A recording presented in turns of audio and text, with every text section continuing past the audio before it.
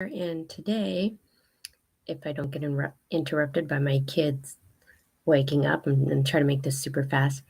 Today, we're going to talk about the strategy that helped me move through those memory barriers. Okay, so if you've been keeping track with me the last couple of days, I've been talking about how our memories can keep us from moving forward. They can keep us in overwhelm and procrastinating and all those things. And a lot of the times we don't even know it because our memories are very sneaky, right? So, the way I like to think about it, let me just run through this. I'll give you a quick summary.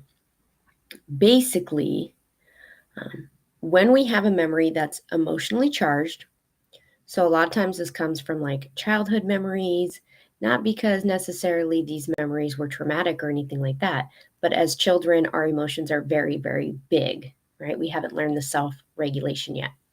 So a lot of these memories come from childhood because we had bigger emotions. And the more intent, like emotionally charged our memories are, the kind of clearer that they become and the more they stick.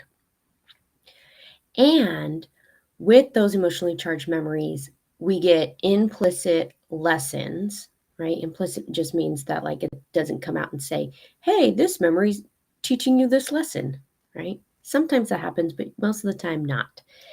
And the reason that is because it's to keep us safe and preventing harm in the future, right? You touch a hot stove, your brain goes, put that in your memory, don't do that again. So the next time you see a stove on, you're like, oh, yeah, don't touch that, right? Which is great, except for our memories don't really know, like, oh, this is a super dangerous situation, like touching hot stove. And this actually might not be that dangerous, like going to a job interview, right? So it uses the same lessons in all situations. And then it kind of predicts the future. And then we already think about those things happening before we even go to do what we're doing. Like, I like to use the job interview, right? You go and your brain's already going like, remember that last job interview? It was really embarrassing. You didn't get the job. You were so nervous. You made a fool of yourself. That same thing's going to happen. So don't even go to the interview. Okay. That's kind of how our memories work. So when we're trying new things, when we're like trying to break out of our shell and create new lives and create new lifestyles, our memories are just going to flare up to keep us from doing the things that we need to do, from that keep us from stepping out of that comfort zone where we're going to push the needle and move forward. So, for me, one of the strategies that I use, there's variances, but the strategy I use pretty much every day, definitely once a week, and then I dig deeper once a month, and that is aroma freedom. And there's some variances. There's some short mini ones that I do like every day. And then there's the ones I do once a week. And then I like, if it's something that's really blocking me or a deep emotionally charged memory, I'll do those like once a month or every couple months when I really feel like I need it. But the shorter ones I do like almost every day. And so Aroma Freedom, I actually have the book right here. It was created by Dr. Benjamin Purkis. I loved it so much that I became certified. Okay. And I put the link to this book in the comments if you want to grab it.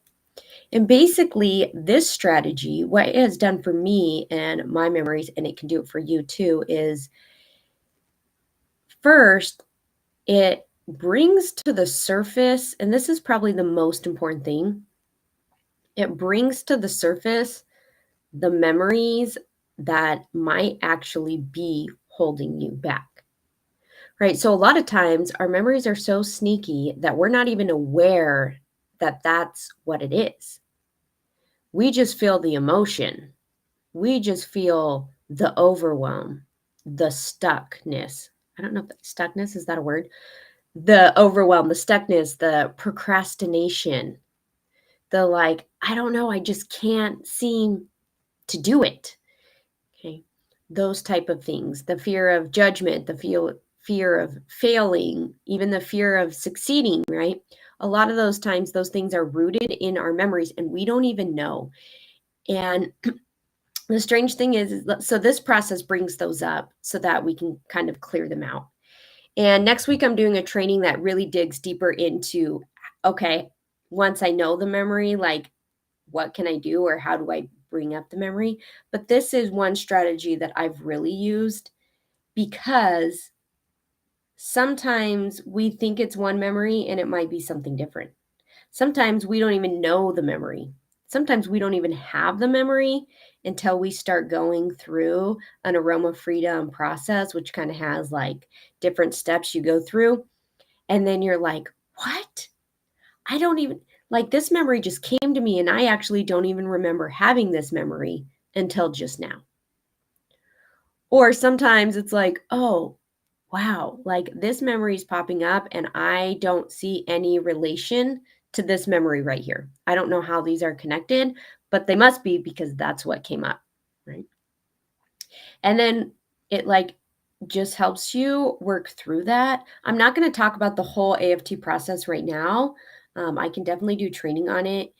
If you want, you can just go to my website and I have a blog, or I'll put the blog link in there that you can read more about how to do it. It's like a step-by-step process, so I'm not going to go into all of that right now. But one of the steps is working through the memories because our memories are attached to our emotions, which are attached to our thoughts, right?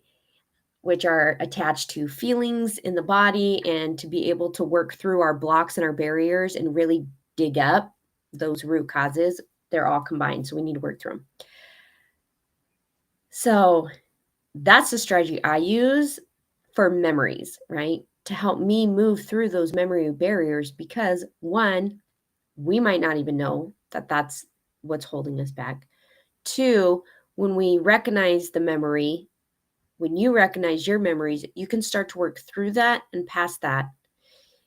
And then when you have that and you start feeling that stuckness, that overwhelm, that procrastination, you can say, oh, that's from that memory. That's just because of this in the past.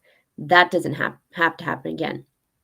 And with that process, it's actually you work through it and you like erase that barrier. So even though you still have that memory, it might not be emotionally charged like it was before. And then you're aware and you can just move right through it. Again, like I said, in my group, I'm doing a deeper training on that. So if you're like, oh, like this memory stuff's kind of cool and interesting, feel free to pop in and check that out. That'll probably be next Thursday. And of course, I always put the replay in the guide section. So if you are not watching this live and it's like 2 months since this is aired, you're like, oh, now I can go to the community and just look in the guides. There it is. I almost wanted to say bing, bam, boom. Do people say that anymore? That's what came. Bing, bam, boom. There it is. All right. I better let you guys go because I'm at 8 minutes and my children are going to wake up any second now. You guys have the